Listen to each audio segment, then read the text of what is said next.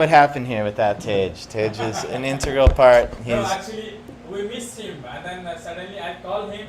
He half of the way, and then he turned back, and then come back to us and pick up, and then I thought it was strange that Tej was late, but he must have had a good reason for being late. So to bring half the program was a great reason. Yeah. What happened here with that Tej? Tej is an integral part. So, we're going to continue on. We've been going through Krishna Lila systematically. Yeah. We've been going through the Bhagavatam. I have a few reference books. If I can just reach. You got this. Yes. Okay, so this is two books here that are very nice. This one's called Krishna. Yeah. We have this book. Yeah, this one's very nice. This is from the 10th canto of the Srimad Bhagavatam. Yeah. So these are just the summary stories of Krishna. Uh-huh.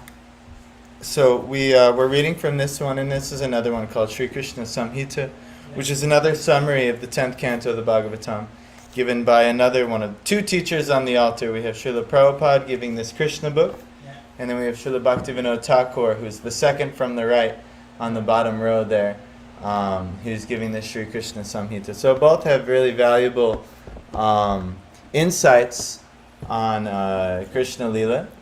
I mean, Prabhupada's is pretty much spitting image of what's happening in the Srimad Bhagavatam. And so, and this one has some more unique realizations. So we'll share them. Sure. So anyway, we just finished. Does anyone remember where we were last time? Krishna, everyone has forgotten. Everyone has forgotten. You know what? I might have forgotten. We delivered the wives of the Brahmanas, yes? Yeah. You know, we heard last I time. wasn't here on Friday. I listened on That's right. So the wives of the Brahmanas, and it was going to show what's really important. It's our inner devotion. Richa, we're coming to your house tomorrow. Yes, please. We're so happy. Is Margie joining tonight? Yeah, no, she's busy with making prashads. Okay, very good. So you come and get the philosophy.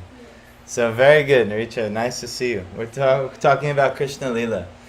So we were just talking about the deliverance of the wives of the Brahmanas, and some of the takeaways of this pastime was that it's not about all the rituals, it's not about following all of the necessary rules of the Vedic Shastras, you know, doing all of the rites and the rituals with all the perfect mantras, all the perfect set of rituals. But when Krishna himself came to the Brahmanas and asked for his, he sent his friends, but when Krishna actually requested to have a portion of the sacrifice, the Brahmanas rejected him because they were so worried about actually following the ritual that they actually missed God himself when he had come. So the wives, though, they weren't so foolish. So when they were requested to go to the Brahmins' wives instead, because the Brahmins were too busy with their rituals, the wives, they took everything and they offered it to Krishna, and then they ran to Krishna and Balaram, despite all their husbands, everyone telling them not to, because they were actually great devotees. And they actually understood the essence, which is ultimately all rituals should be done to please the Supreme Lord. Everything that you're doing should be done for that purpose, and the wives of the Brahmanas knew this better than the Brahmins themselves. So it doesn't matter what type of rituals we have. I can do this, I can chant a certain amount of rounds, I can have this prayer and this thing and that thing. The real essence of it all is what is bringing devotion unto the Supreme Person. What is strengthening my relationship with God? So that was what we learned last pastime with the Brahmins' wives. There was more to that. There's a lot more, but if you want, the YouTube channel is there. The past classes are there. You can listen in if you want. So now, though, we're on to the next pastime. And the next pastime is very nice. It is the pastime of Govardhan Hill. You've probably heard of the Anakuta ceremony, or there's a Govardhan Puja. You've heard of Govardhan Puja before? This is very nice. This will happen during the Kartik month in just a few months' time. And there's a big festival. We'll have a big festival here because it's right after Diwali. Diwali happens and then Govardhan Puja happens the next day. So we'll have a festival for Diwali and Govardhan Puja. So there's many lessons here in this worship of Govardhan Hill. And Krishna is kind of, actually it's very interesting because tomorrow we're going to Richa's house for a Ganesh puja. And it's actually not usually in our, protocol that we don't usually, we worship mostly Krishna. Other demigods we like, very good. But we mostly worship Krishna. But we're going to support. And we're going to do a little Krishna bhajan as well. And talk about Ganesh, because Ganesh has a very nice role. But interestingly enough, I didn't choose this pastime, it just came next. The worship of Govardhan Hill has some really interesting lessons and meanings, which is, it features demigod worship in comparison to the Supreme Personality of Godhead worship. So, here is how the pastime goes.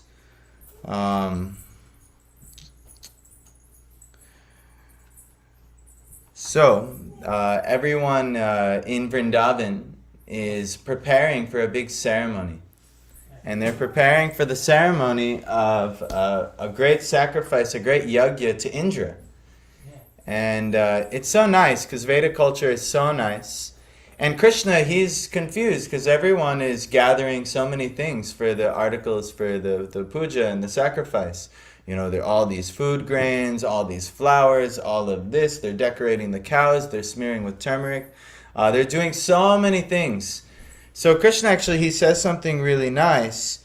He says that so many people, he asks his father, what is the purpose of all this? Why are we doing like this? He's a young boy and his father is an older man, and he's asking. So Nanda Maharaj didn't really want to tell him at first. He said, you're too young. But then Krishna actually gave a very interesting point. He's like, so many people are doing actions in this world. Everyone is doing actions. And some people know why. They have a purpose behind what they're doing. But many people have no purpose for what they're doing. And those who have a purpose behind what they're doing, they can get the highest result. But people who don't exactly know why they're doing what they're doing, they can't get the desired result, even if they're doing good things. So Krishna made this point. So he pleaded to Nanda Maharaj, please, tell me why we are doing this. Why are we doing this sacrifice? What's the purpose of this sacrifice? So Nanda Maharaj, he gives a nice reason. Actually, Nanda Maharaj, it's just very interesting. Nanda Maharaj gives the proper Vedic explanation, and then Krishna is going to convince them to do the non-Vedic thing, which is very interesting. But Krishna has a deeper plan here, and we're going to see why Krishna does what he does. So Nanda Maharaj is explaining that, we are Vaishyas. And then in order for Vaishyas to survive in this world, we need to be able to complete our occupation. Our occupation is farming and tending to the cows. And in order for all of that to work, we need the mercy of the demigods. We need the mercy of Indra to give the rain so that our crops can grow and then we can have abundance in the form of crops. So Nanda Maharaj explains that we're doing this out of gratitude for Indra.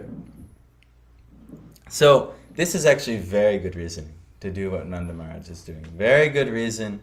We were at the Indian store yesterday. We actually ran into Richa's roommate Margie at the Indian store. But everyone at the Indian store is preparing for Ganesh Puja. They had these really nice hats on, and I didn't actually understand all of it because it's a little foreign to me. But Hershey was explaining it to me yesterday when we were at the Indian store.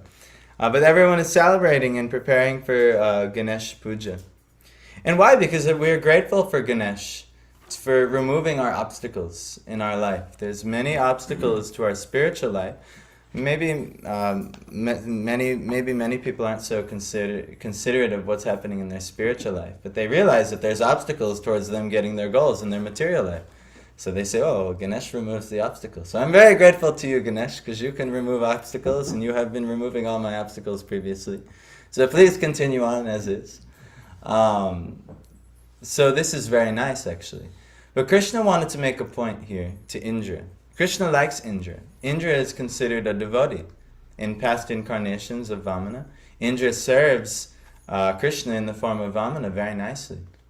And Vamana actually removed Indra's obstacles for him when Bali Maharaj had conquered the universe. And so Krishna had come and taken back the universe on behalf of Indra.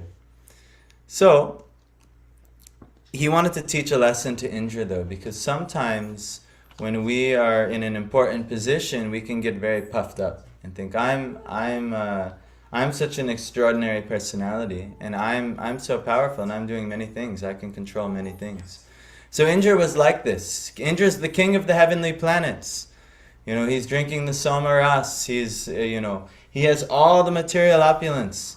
He's giving rain. He's giving rain to all of the portions of the world as charity. And so naturally he thinks, time to time, that he is a very, very important person. And we like that. Sometimes we're the boss of something. We're the ruler of something. We're the leader of something. So we can get very proud, and maybe we lose sight of actually this is all being arranged by the Supreme Lord. And by the Supreme Lord's permission, I have been given this post as having a responsibility. But truthfully, I am not the doer, I am not the controller here. The Lord is arranging everything. And by His permission, I have. So like this, Indra had forgotten this essence. So Krishna says, well, I will teach my devotee Indra a nice lesson here. So Krishna does something very interesting. He started preaching the Karma Mimamsa philosophy to Nanda Maharaj. Does anyone know what Karma Mimamsa is? It's atheism. He starts preaching atheism to Nanda Maharaj. And he starts saying that, no. Why are you so worried about the demigods? Everything. The demigods don't even get anything. They don't give any result without doing one's duty. It's karma mimamsa. One's karma is the most important thing. Doing one's duty is the most important thing. Everyone is nodding their head. Don't nod your head. Krishna he's doing a tricking here. So this is actually not good philosophy. But Krishna, he wanted to convince the Vrajabasis the other way. But this is showing the limited nature of demigod worship. Because, why? The demigods do not give the blessings and boons without one doing a certain prescribed ritual of karma. There's a whole karma kanda section of the Vedas. The largest section of the Vedas is all karma kanda. Meaning like you do certain actions and sacrifices and rituals and you'll get certain results. That's the majority portion of the Vedas. There's only a smaller portion of Jnana Kanda, actually what is of the highest, utmost knowledge. And then Upasana Kanda, which is like the bhakti portion, what is the ultimate essence of worship. But the large majority of the Vedas is Karma Kanda. So Krishna starts emphasizing doing one's duty so importantly. So he starts going on and on and on about how important the karma, one's duty is in the world. And it is important, don't get me wrong, one should do one's duty. But actually, nothing is happening by duty alone. We think that, because I do this, I get this result. This is called karma. And it does work that way. But actually, what's really happening is everything is being arranged by the Supreme Lord. So Krishna actually, he's arranging something here for the Brajabasis and for Indra. So, Prabhupada, he makes some nice points here. So Maharaj Nanda starts arguing with Krishna. And he says, not just Maharaj Nanda, all of Maharaj Nanda's, the cowherd men, they start arguing with Krishna about this karma mimamsa philosophy. And Prabhupada actually says that they're right. But because Krishna wanted it to be the other way, Krishna is ultimately always right, because that's the nature of Krishna. Even if he speaks wrong, he speaks right. So the Krishna in this pastime, he speaks wrong, but he's right, because he's Krishna. So he says like this, without satisfying the predominating God, one cannot derive any good result simply by material activities. So he's saying not just by doing your activities, you have to satisfy the one who is giving that result. Many people, and Prabhupada is giving this, Prabhupada says this is actually the fact. For example, it is sometimes found that in spite of first-class medical help and treatment by a first-class physician, a diseased person dies. It is concluded, therefore, the first-class medical treatment or the attempts of a first-class physician are not in themselves the cause for curing a patient. So someone could be dying and they want the result, like, well, I want the result to live. I want to live. So they get the first-class physician and get the first-class treatment. They do all of the right activities right, but they don't get the result they want. They die anyway. So why? Who is ordaining whether they live or die? This is coming from a higher place. It's not just one's duty. So Maharaj Nandas and the Vrajavasis are actually making this argument. So Krishna, he returns though. He says, my dear father, there's no need to worship the demigod Indra. Lord Krishna said, everyone has to, he's just trying to poke at Indra a little bit. He's just trying to get on Indra's nerves because he has something important he wants to teach Indra. There's no need to worship the demigod Indra. Everyone has to achieve the result of his own work. We can actually see that one becomes busy according to the natural tendency of his work. And according to that natural tendency, all living entities, either human beings or demigods, achieve their respective results. All living entities achieve higher or lower bodies and create enemies, friends, or neutral parties only because of their different kinds of work. One should be careful to discharge duties according to his natural instinct, and not divert attention to the worship of various demigods. So Krishna just starts telling him, don't worry about all this worship of the demigods. Just worry about your work. So this is very interesting, that this is what Krishna has them focus on.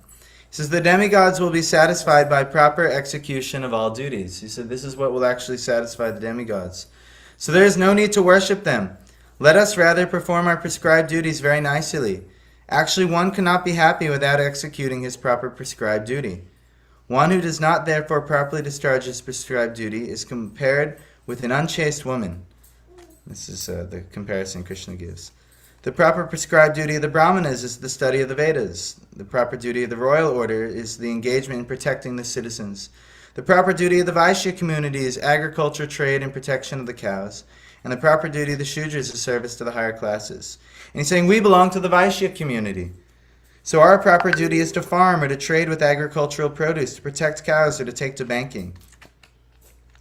So he says the cosmic manifestation is going on under the influence of the three modes of material nature, goodness, passion, and ignorance. And these three modes are the causes of creation, maintenance, and destruction. So the cloud is caused by the action of the mode of passion. Therefore, it is the mode of passion which causes the rainfall. He's like kind of twisting the words. He's taking away Indra's position. Indra's giving, actually.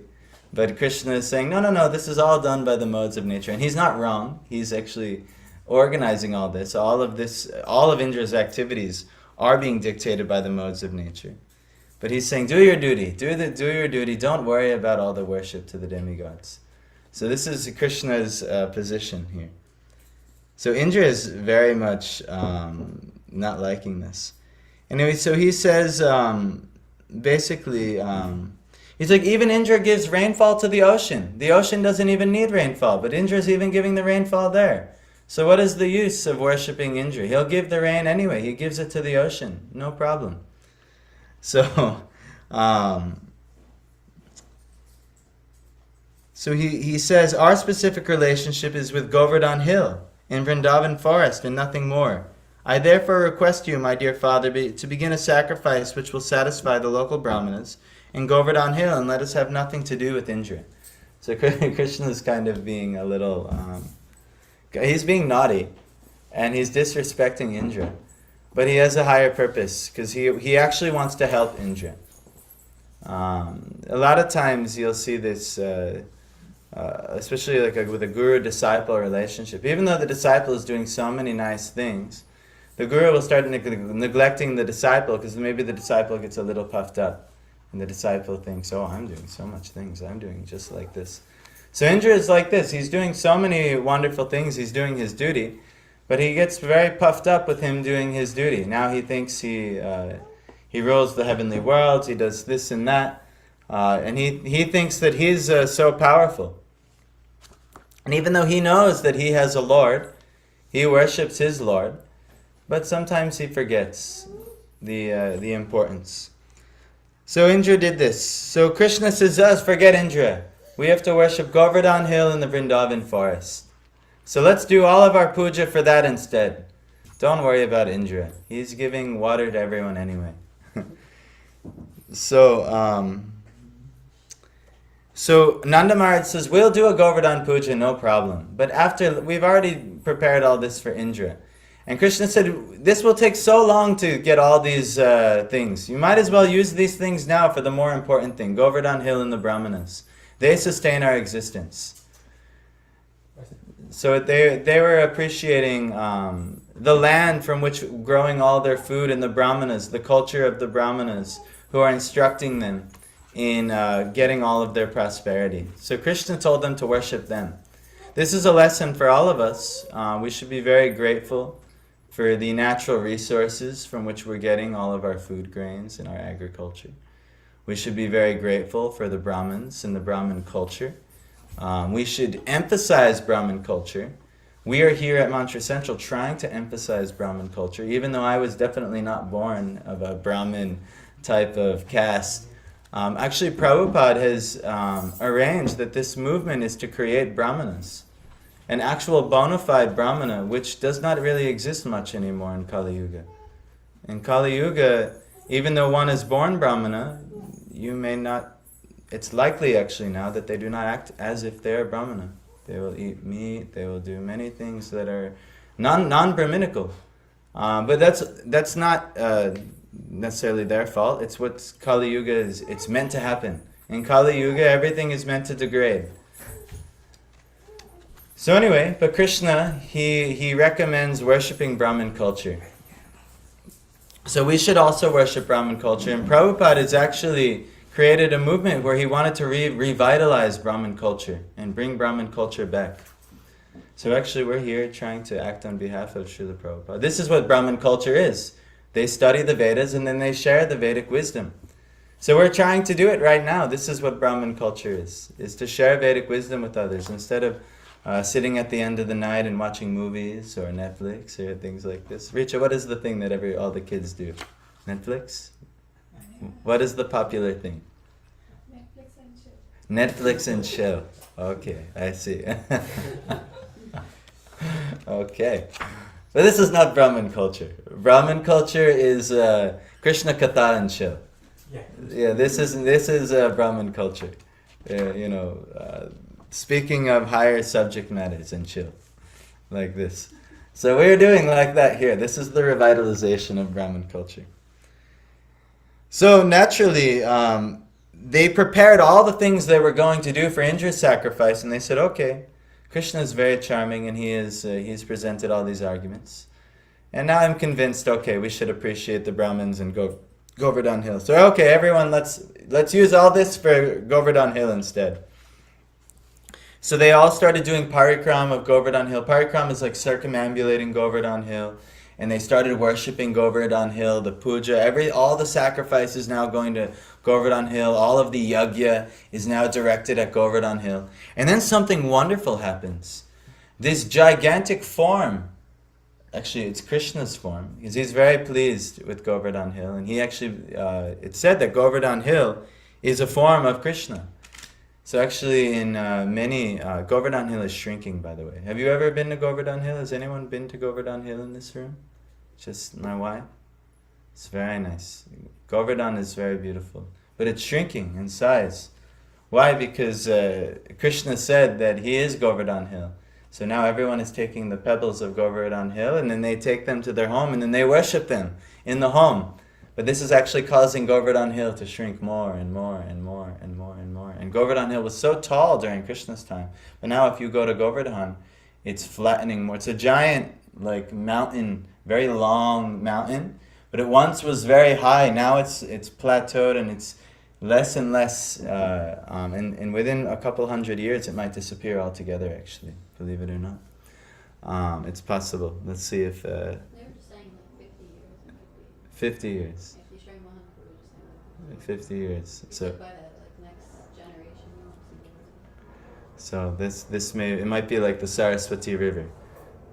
It's only internally manifest. It might lose its external manifestation.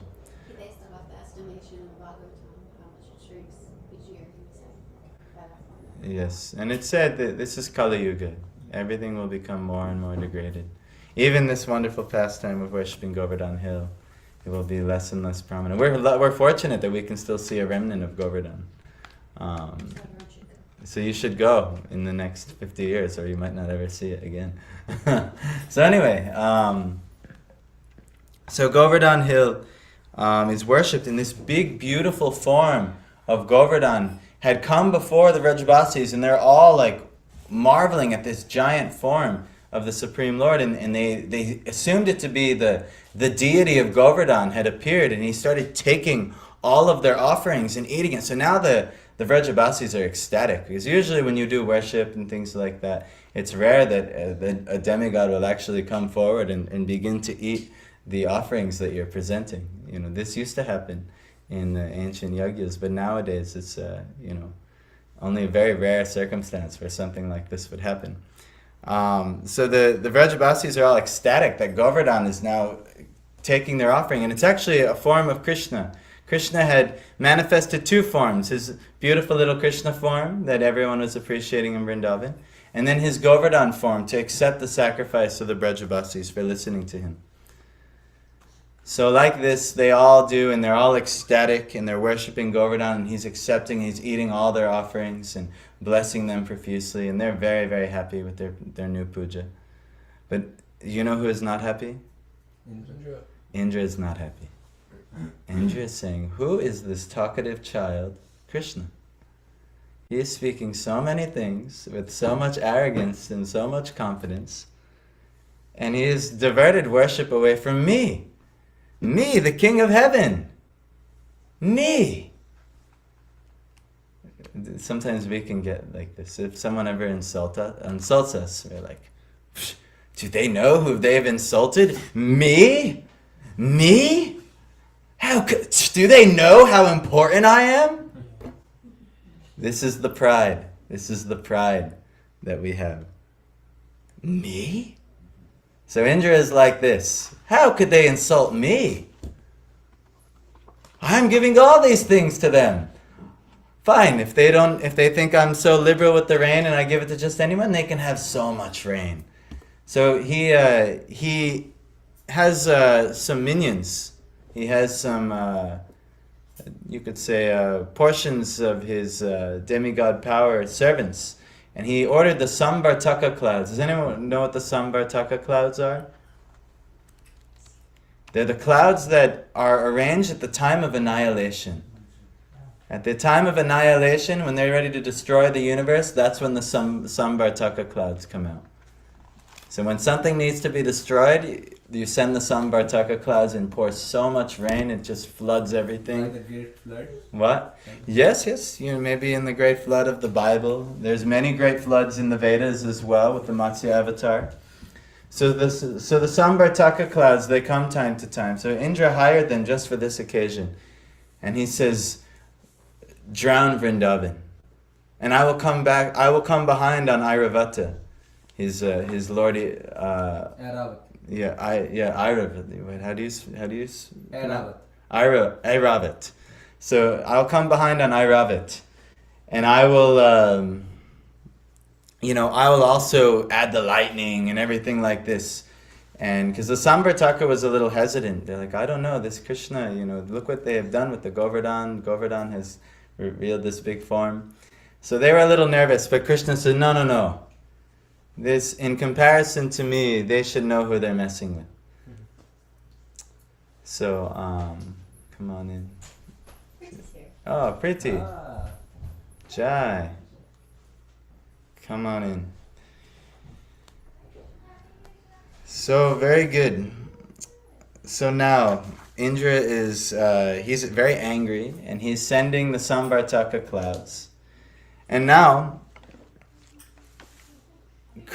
so what happens is all of a sudden the rain is so torrential in Vrindavan that all of Vrindavan starts to flood. It's said that normally we see rain drops, but he said the drops were the size of pillars. He's just sending so much rain, and it's flooding all of Vrindavan, and it's very frightening. All the Vrajabasis are in so much fear. And what do the Vrajabasis do when they're in fear? What do they do over and over again? They always live their life in fear. Always something's happening in Vrindavan. But what do? Go to Krishna. They go to Krishna, especially now because you told us to do this, Krishna. You said like this, we shouldn't worship Indra, and now look what's happening. So they're frightened, the cows are frightened, and they're saying, Krishna, you have to fix this, please. Krishna, and they're going to Krishna. So Krishna sees what happens. He's like, oh, Indra has done this thing. This is not good. So it's described that just as a child picks up a mushroom. Have you ever picked up a mushroom before? Just as a child picks up a mushroom off the ground, Krishna had grabbed with his left hand and lifted the Govardhan mountain on his left hand, and he held it there up. And he actually held it on his left pinky, which is often said to be the weakest part of the body. And he held it up on his left pinky. And he said, come on, everyone, come underneath, come underneath, come underneath. So all of a sudden, what was once a very horrible situation, and it's not described here, at least in the Krishna book, but it's described elsewhere, that on top of the mountain, Krishna, because he has all the potency of Narayan, he had brought the Sudarshan chakra. I didn't know this. Darshan means, like viewing, right? And Su means auspicious. So Sudarshan chakra is the beautiful, the auspicious viewing of the chakra. So I never put that together until I was putting together some words the other day. I'm like, oh, that's what Sudarshan means. So, but this beautiful chakra, and it's, as Indra is pouring water all over the mountain, the chakra is spinning and scattering the water everywhere away, outside. And then everyone's completely dry under the mountain. And then on top of that, all of the, all Priti and Niranjan. Wow, rare to see you on a Friday. What a treat. Oh my goodness. So this is very nice, especially for the new son coming. That he gets to hear Krishna Katha. This is very good. So we're talking about Govardhan Puja. And now Indra he's torrentially trying to flood Vrindavan, but Krishna just picked up Govardhan like a little mushroom. And he held it up over his head on his left pinky, and he called everyone underneath. And so many things happened. What was once a very frightening situation now is a wonderful situation, because now everyone's just getting to look at Krishna do this amazing thing. He's lifting a mountain with his little pinky. Imagine you watch somebody lifting a mountain for 7 days. That'd be wonderful. This would be like, wow, look at him. But he's lifting it on his pinky, and he's looking so beautiful. And the gopis are falling in love with him during this time. It was sealed. After he did this, they were just completely in love, head over heels. Actually, it's said that the gopis were looking at him with such like amour, or with such love and desire, that Krishna started to blush. And when he started to blush, the mountain trembled on his pinky. So when the mountain trembled on his pinky, all the cowherd men, they said, oh my God, the mountain's we need to help Krishna. So they all took their sticks and they put it up against the mountain, and you had hundreds of cowherd men holding the mountain up with sticks. But it's not because Krishna couldn't hold, he was holding it on his little pinky, but it's because he was blushing at seeing the gopis, giving him such amorous looks. So anyway, this is a kind of a nice. That's not explained in the Krishna book, nor the Krishna Samhita, but I've heard this, so I should share it. So now, after 7 days' time of trying to flood Vrindavan, Indra and the Samvartaka clouds, they're now very nervous, and they're saying, I think we messed up here. I think we messed up. This Krishna he's thwarted everything. So, what to do? So actually, you're the only one who's been. Have you guys ever gone to Govardhan before? No, oh my goodness. You have to go to Govardhan. So if you ever circumambulate Govardhan, there's actually a kund. There's two kunds. There's Surabi Kund and then there's Airavat Kund. And there's 2 kunds that you can go to, and these kunds are very powerful, because this is the kunds that you can go to and you can do what Indra did. And you have to seek Krishna's blessings for what? Making an offense to him. We make offenses to Krishna all the time. I'm actually reading about this in the Madhurya Kadambini. And oh man, you can't even imagine how many offenses we make to Krishna all the time. So many. Here's a litmus test. Someone may think, I don't make any attention to Krishna. I don't make any offense to Krishna. Does anyone think like this? Good, you're all more humble than you, I'm glad no one is so arrogant as to say, I make no offense to Krishna. So here's a litmus test to see if you're making offense to Krishna. If you just say the word Krishna, so try it out. Krishna. Actually, let's try this one, this Maha Mantra.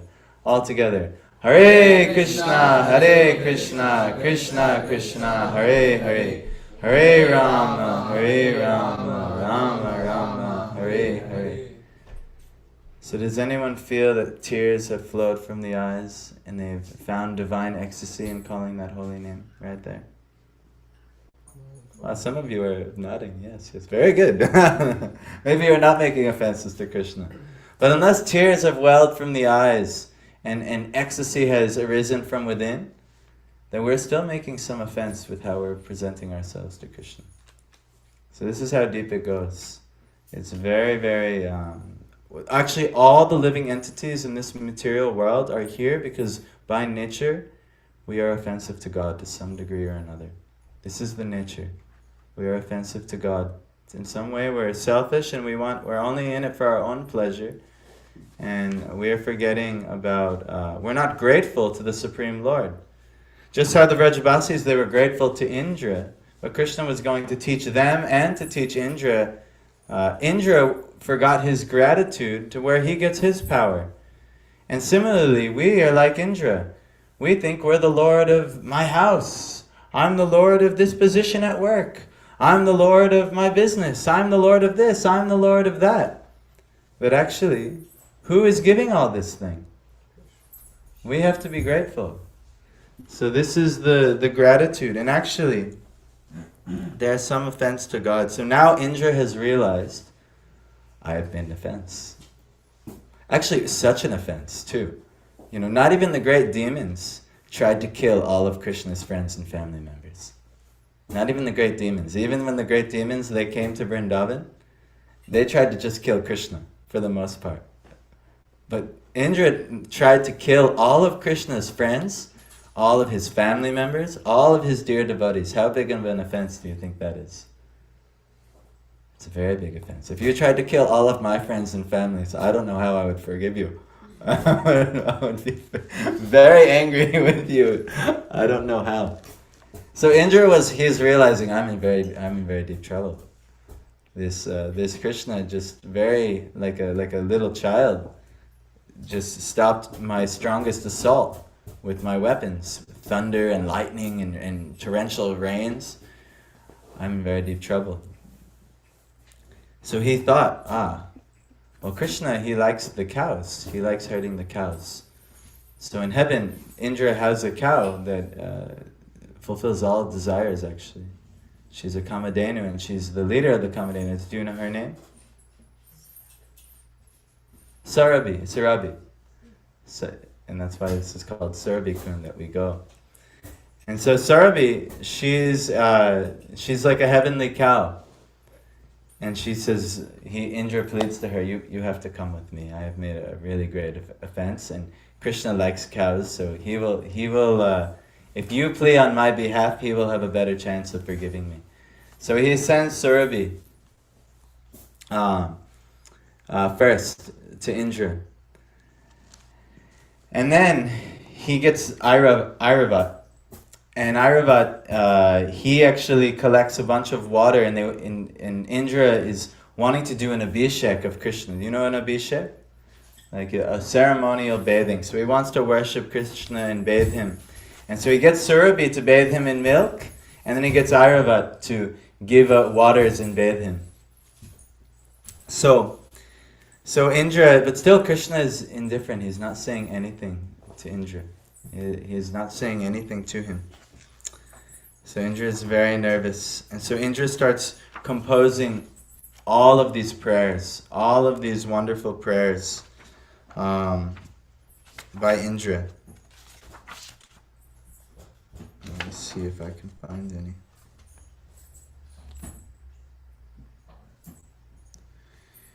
So in this way, Krishna was bathed by the milk of the Surabhi cows, and Indra was bathed by the water of the celestial Ganges through the trunk of his carrier elephant. So they even brought the Ganges water to the place. After this, the heavenly king Indra, along with Surabhi cows and all the other demigods and their mothers, worshipped Lord Krishna by bathing him with Ganges water and the milk of the Surabhis. Thus, Govinda, Lord Krishna, was pleased with all of them.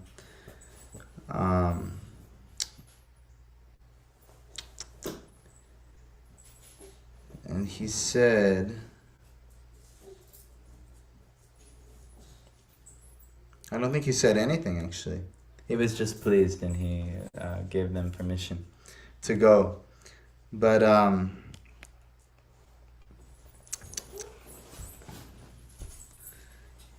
he said they very much satisfied the Lord, and all of them started to sing, dance with great joy and chant his holy name. And this very much satisfied the Lord by incessantly pouring flowers from the sky. When everything was very nicely and joyfully settled, the cows overflooded the surface of the earth with their milk. The water of the rivers began to flow and give nourishment to the trees, producing fruits and flowers of different colors and tastes. The trees began to pour drops of honey. The hills and mountains began to produce potent medicinal plants and valuable stones. So these are the things people worship demigods for, to get all of these wonderful things. But how did it actually happen? Even the demigods were worshipping Krishna. In Bhagavad Gita, this is mentioned, that those who worship demigods, they really only worship me, but they do so in a wrong way. This is an injunction of Bhagavad Gita. Krishna has given this injunction. So we do this, a lot of it is traditional, right? You know, a lot of it is, okay, now this time of the year here, it's tradition, we do like this, or in my village, we do like this, or in my family, we do like this. No problem. We're not saying stop your traditions. But we should know, why are our traditions here? What are the purpose of our forms of worship? Who is the ultimate source here of the worship? It's the Supreme Person. It's the Supreme God. Many people think that Hinduism is polytheistic. There are many gods. But this is not the conclusion of the Vedas. Actually, sometimes I've actually even had a lot of who self-identifying Hindu people get very offended with me. They're saying, well, how long have you been practicing Hindu tradition? And I have a hard time, saying, well, I'm Hinduism is so broad in spectrum. There's so many things that take the guise of Hinduism, right? So I said, I'm careful with the word Hinduism, because I'm like, well, there's many things that we do that are under what looks like the Vedic or Hindu type of traditions. But in many ways, sometimes we're more similar to all of the monotheistic traditions, like Judaism, Christianity, and Islam, because we believe wholeheartedly and there's a one God, and we follow teachings just like this. And so, actually, this is one of the lessons of today, that all of we don't say that the demigods are not real, don't worship them. A lot of the monotheistic traditions, they completely throw out any semblance of demigod worship. They say it's all nonsense, there's one God. Yes. Golden calf. Yes. Yes, they compare it to the golden calf. It's all a bunch of hodgepodge and nonsense. We are not saying like that. But we are saying, yes, demigods exist. Surya rises in the sky, he's giving blessings. Chandra rises also in the sky and gives blessings. There's the Varuna is the god of water, Agni is the god of fire, Indra is the god of the rains in the heavens. No problem. But who is giving all of the power behind the demigods? Who is arranging? Even Brahma creates the universe, Shiva destroys the universe, Vishnu maintains the universe. Who is the source of all of these positions? Bhagavad Gita gives this explanation. Srimad Bhagavatam gives this explanation. Krishna is exemplifying in this pastime who is the source of all these things.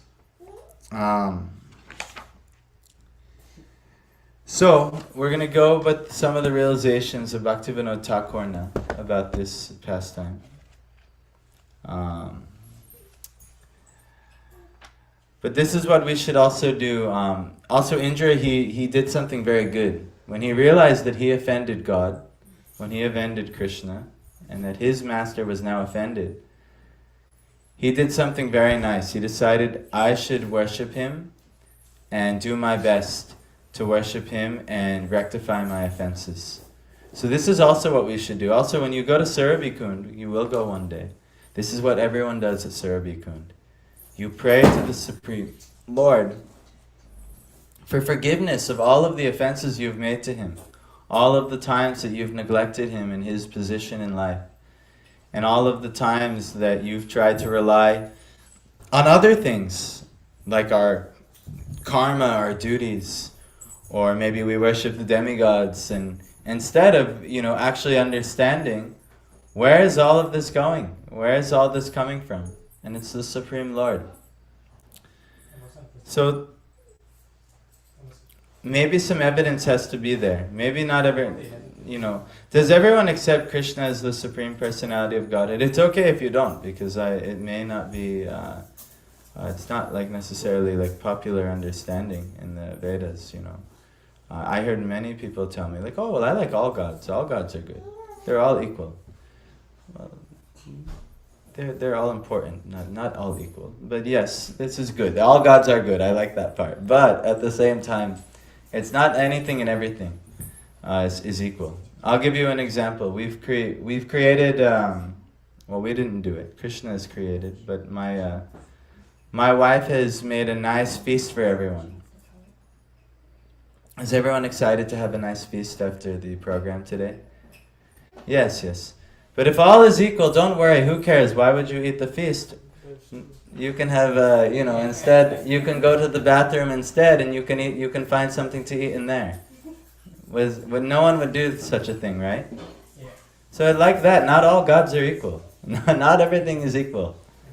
Okay, well, we like Ganesh, we like Suryadev, we like Devi, we like the local goddess of our forest, we like this, we like the Supreme Person. They're not all equal. Everyone has a differing position. So Krishna says in Bhagavad Gita what demigod worship is. He says, no.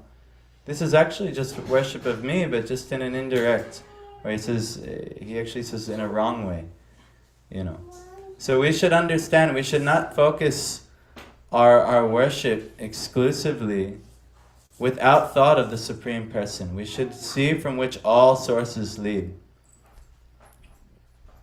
So Bhaktivinoda Thakur is going to say like this. He says, Lord Yogeshwar, he's the Ishwar, the controller of Yajna, the controller of all sacrifice, the name for Krishna, is the predominating lord of the activities for protecting the social orders. His representative amongst the living entities is Indra. Such activities are of two varieties, constitutional and conditional. Constitutional means it's like one's very nature, and conditional means it's due to circumstances. Those regular activities which are meant for maintaining one's life are called constitutional. Any activities other than these are conditional.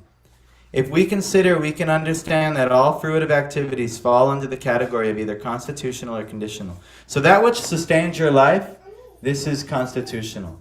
Anything else, these are conditional things. So the constitutional things have to be done. You have to maintain your life. That's an injunction. You have to maintain your life. But the conditional things, a lot of times we put many conditions. Well, I have to do like this, and I have to do like that, and I have this worship, and this yajna has to be done, or it's my family tradition, or it's these things. These are actually all conditional things. So let's hear the lesson of the pastime. If we consider, we can understand that all fruitive activities fall into the category of either constitutional or conditional. Therefore, activities performed either with material desire or without material desire fall under the categories of constitutional or conditional activities. Lord Krishna forbade his devotees. Forbade means he rejected that his devotees do this. Forbade his devotees from performing any activities other than those meant for maintaining their lives. So conditional things, he says, don't put emphasis on these conditional things. Only what you need to preserve your life. This is one of the lessons Krishna is putting in this pastime. That's why he's having them worship Govardhan Hill. The source of their life was their food stuff and their business. That's right. So, when Indra, the lord of fruitive activities, saw Lord Krishna arranged to neglect the activities meant to nourish the world, he created a great disturbance. The Lord protected the devotees from flood and supplied their needs by accepting Govardhan, the expanding shelter of sober persons, as an umbrella. So, even if you neglect what most other people are doing, and they view as important, and it's good. People worshipping, like say the demigods, this is actually good. We should not demonize like this. But we should have the understanding of why they are doing. And then us ourselves, we may not take that practice and not emphasize that practice because we know that there's a higher purpose. And what is the higher purpose? Is to worship the Supreme Lord. And so that's actually Krishna.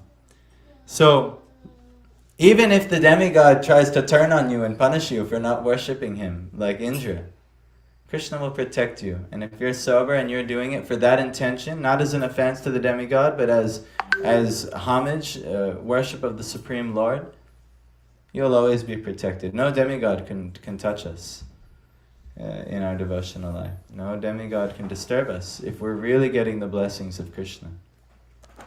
So you don't have to get all the blessings of the demigods. You don't have to be like, all right, this time of the year, okay, make sure I please this demigod. Okay, now I make sure I please this demigod. No problem. We can respect them. We honor them. Like tomorrow we're going to go to Ganesh worship. And we're going to happily go. And we're going to glorify Ganesh because Ganesh has served Krishna in so many ways. Ganesh wrote down Krishna's Bhagavad Gita with his tusk even. So Ganesh has written the whole Mahabharata on Vyasadev's dictation. So Ganesh is we should glorify Ganesh, but not as Ganesh as the supreme God, and we should glorify Ganesh as a topmost devotee of the Supreme Lord. So we have a different understanding. So Bhaktivinoda Thakur continues, if activities that nourish the world are neglected for the cultivation of Krishna consciousness, the devotees of Krishna should not feel anxiety. So, let's just say everyone around you is very involved, and a lot of people get into politics. And they have good reason. So, if we don't vote in the right person at the right time, then all of the activities that'll nourish the world will get disturbed. This person will cause a big disturbance, or this person will cause a big disturbance. But actually, the devotees of Krishna, this isn't our business. Our business is to worship of the Supreme Lord. Let everyone continue on. But we have a much higher... who is supplying all of the needs of all these politicians who are creating these circumstances?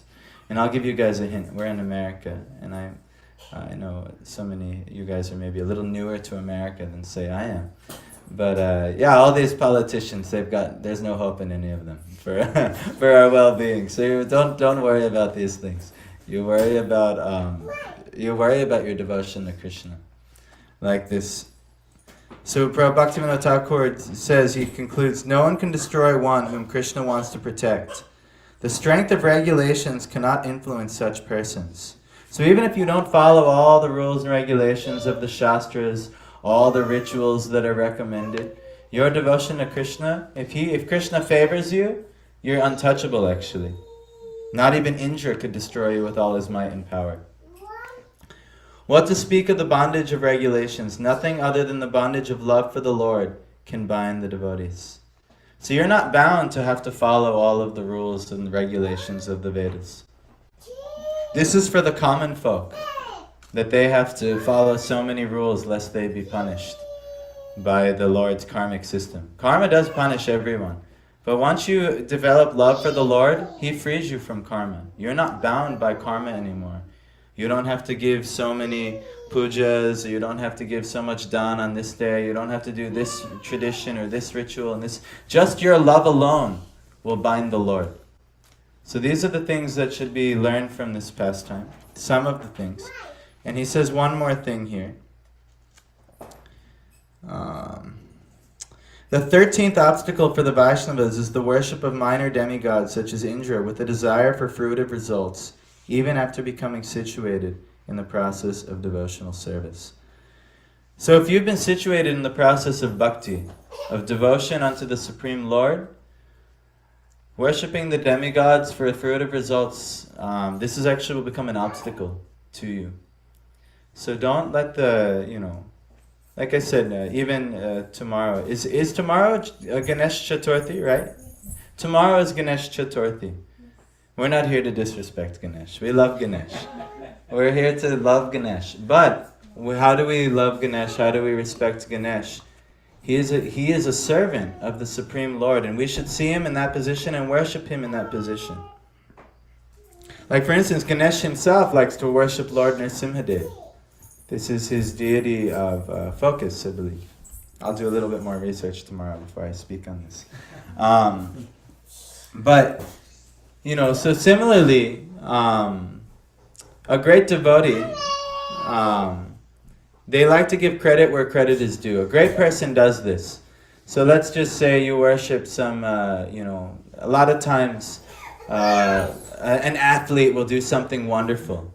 And the athlete he's glorified by the media, and they said, look what you've done. You've won the Super Bowl. What are you going to do now? And then the corporations of the world, they want him to say, you're going to tell everyone you're going to Disneyland, to promote Disneyland. But anyway, the really humble and sober athlete, he might glorify his parents and thanking them for the blessings they've given him. But ultimately, what does he do? He glorifies God. You see, without God, none of this is possible. Without God, I could not have ever done this type of thing. So like this, and even the demigods who give the certain blessings, like we can pray to Ganesh, please remove my obstacles in my devotion to Krishna. Please remove my obstacles in my devotion to my Supreme Lord. And then Ganesh is our best friend. He is helping us in such a wonderful way. But the obstacle is worship of the minor demigods, such as Indra, maybe Ganesh, maybe Surya, Devi, Chandra, all of these other demigods. If we worship them because we want whatever thing they give, this is an obstacle. When you already are situated in devotional service, you have one person you could go to who's providing everything. And that's who's giving life to all the demigods. So this is what we do. I'll end here. Does anyone have any questions or discussion points on these matters, on this pastime? Michael. Sometimes it's very hard.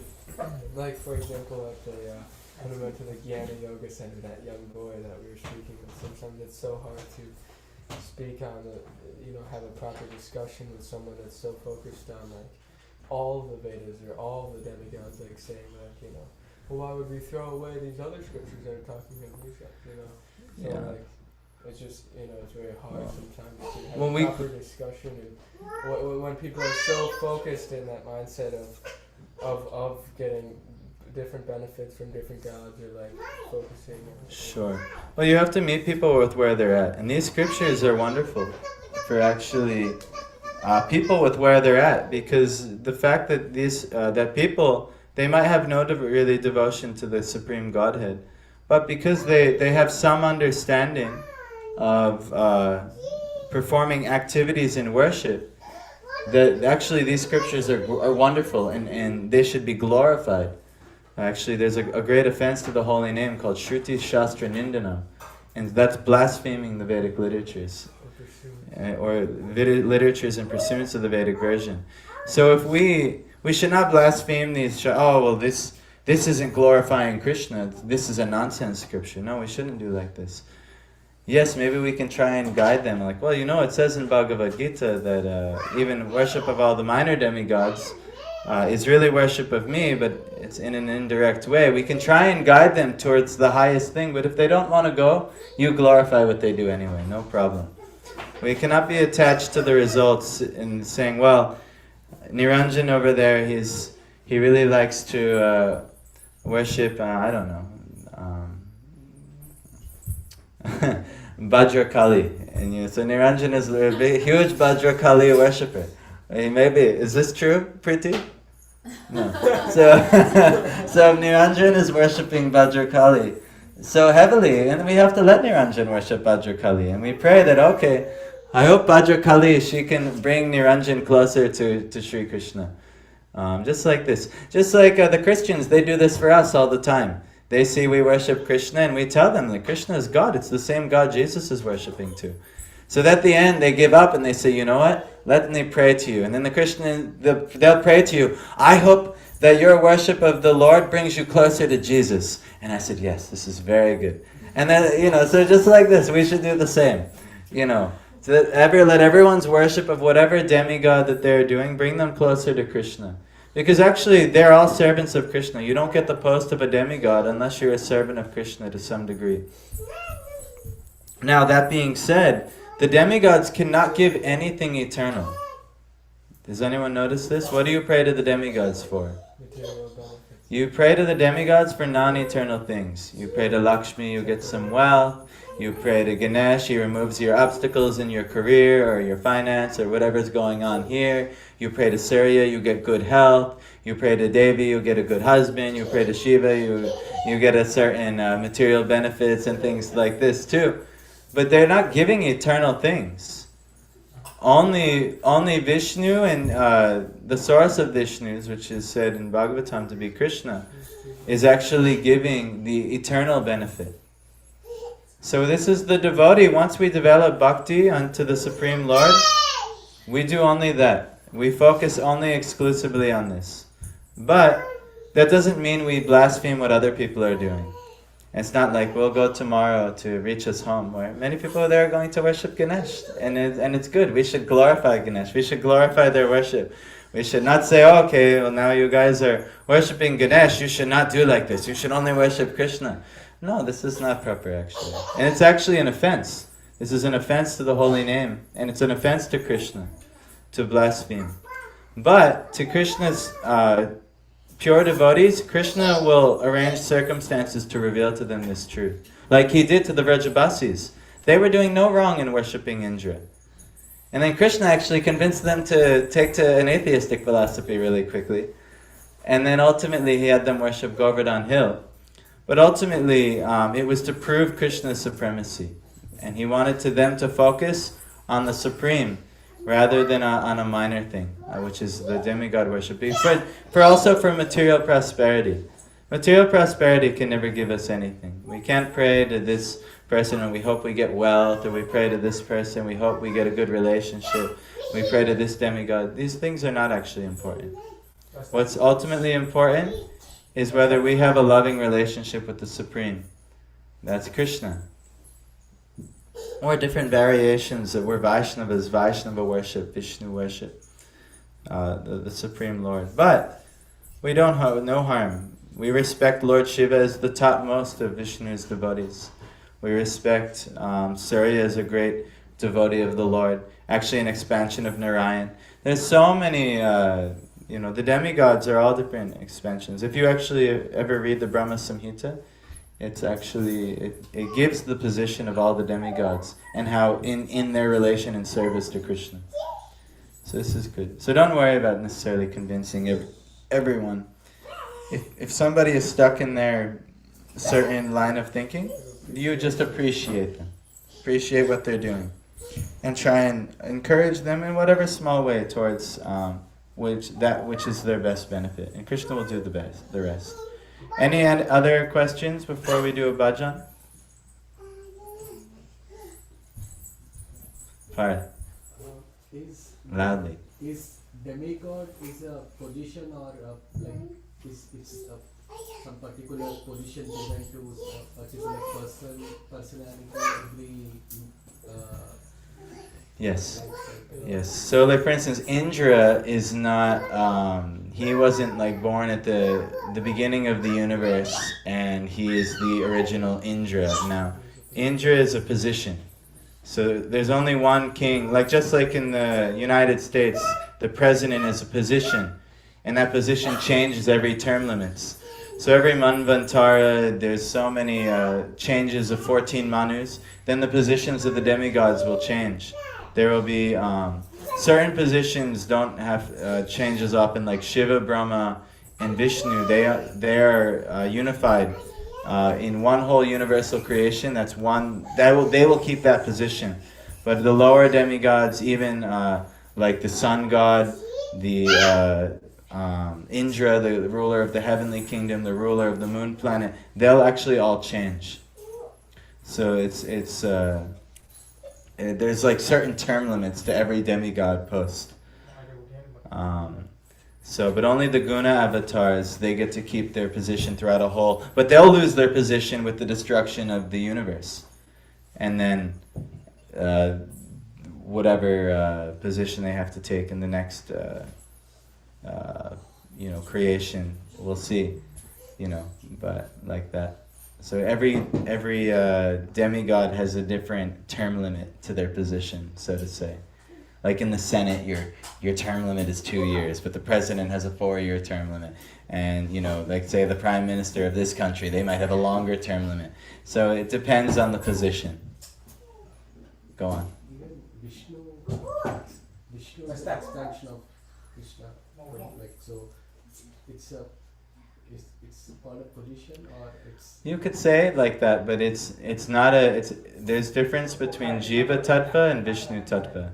Vishnu Tattva is that this is actually like pure Godhead taking this position. So Vishnu is a position. He is the maintaining God of each universe. He actually creates the Brahma, the Garbhodakshai Vishnu creates the Brahma of each universe and sustains it. And then there's the Kshirodakshai Vishnu, which is the Antaryami, or the super soul within everyone and everything. But this is a position of the Supreme Lord, but it's not different from him. So in that sense, he's unified. Whereas Brahma is a living entity. And then actually after Brahma's term is over, he will then go to the Vaikuntha planets. He no longer has to take a material post. But he has 100 years, which is the life of one whole universe. So Brahma, he serves in that post.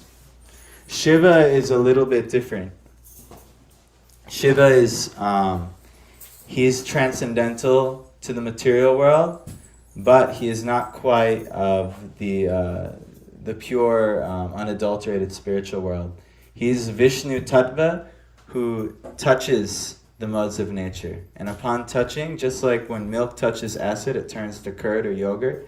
When Vishnu decides he wants to touch the material world, the modes of nature, he takes the form of Shiva. And that's why Shiva is kind of the ruling of all material desires. Shiva will give those the best, and easiest. Vishnu actually gives them the best because he actually gives them in such a way where you're not bound up by them. But Shiva will let you get bound up by them, no problem, because he knows that'll give you a good lesson. So like this, but Shiva is he's transcendental actually. He's not bound by the material world, but he's in contact with it. That's why his wife, Durga, she is the presiding deity behind Maya or illusion. But only he can handle her like that. Only Shiva can handle her. But he's a very special type of position. But other than these two, Brahma and Shiva, almost all they change their positions many times throughout the universal creation. But Vishnu is, he's a little bit on a different platform. It's an expansion of Krishna, Anything else? Michael? Can I add to it quick? There's Yeah. this nice pastime of Lord Brahma approaching Vishnu. Was it Vishnu or was it Krishna and Dwarka. Yeah, you should say that quick. Okay, so It just puts into a little perspective. So there's a pastime. Brahma wants to visit Krishna in Dwarka. And so Krishna has this wonderful assembly hall. What is the name of this assembly hall? It's so nice. It was built by Vishwakarma, but I'm forgetting the name of the assembly hall. But it's such a special assembly hall. So anyway, Brahma, he goes and he wants to speak with Krishna. And so the guards of Dwarka, they go to Krishna and they say, Brahma has come to speak with you. And Krishna says, well, which Brahma? And he says, go ask him which Brahma he is. And so Brahma goes, and the guards go back to Brahma, and he says, which Brahma? What do you mean? I'm the Brahma. I'm the creator of this universe. Under his instruction, I created. So he went back to Krishna, and Krishna said, oh, okay. Brahma actually describes, I'm the four-headed creator of this universe. He said, oh, four-headed Brahma. Okay, bring him in. So four-headed Brahma comes in. And next thing you know, Brahma is going before Krishna and he's bowing and he places his four helmets at Krishna's feet. And then all of a sudden he's looking around and there's many other Brahmas also showing up. There's six-headed Brahma, eight-headed Brahma, 1,000-headed Brahma, and so many other Brahma. And he has the least amount of heads, the four-headed Brahma. He has the least amount of heads, but there's so many other Brahmas. And then all of a sudden there are so many other Shivas become showing. Shiva shows up. And then the four-headed Shiva shows up, six-headed Shiva, 8, 10, 1,000, five-headed. And so Brahma is extremely humbled because he's completely inferior to all these other Brahmas of different universes and things like that. And they're all there to worship Krishna. So he's like completely humbled by this experience. And this pastime goes like this, and he ends up leaving with this realization that I'm just the Brahma of this universe, and then like this. So, but all are approaching the Supreme Lord. So we have to have that type of perspective. So I guess that's the added.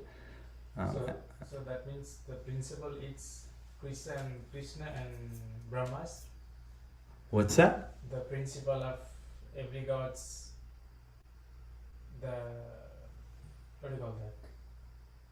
It's like teacher. One teacher, right? Yes. It's Krishna and Brahmas for all the gods. No, so Krishna is the ultimate supreme God. Yeah. And even all of the Brahma, Yeah. the creator of this universe, Yeah. he is only one Brahma of millions of Brahmas. Brahma. Okay. Yeah, who are also approaching, they're all approaching Krishna. Okay. So the supreme God there's one supreme God, and even the creator God of each universe, which is so important, Yeah. he's even approaching the supreme God. Right.